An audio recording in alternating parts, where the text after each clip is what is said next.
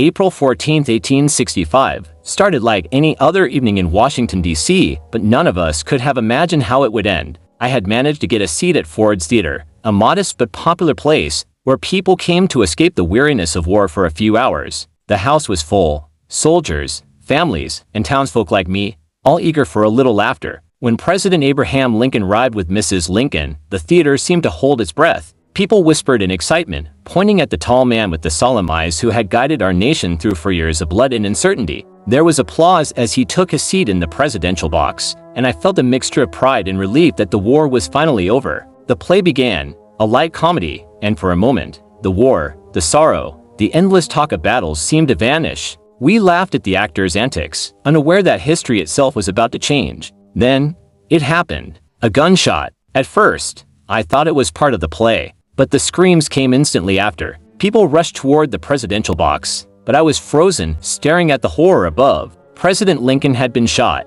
Chaos erupted. Some tried to grab the man who had done it.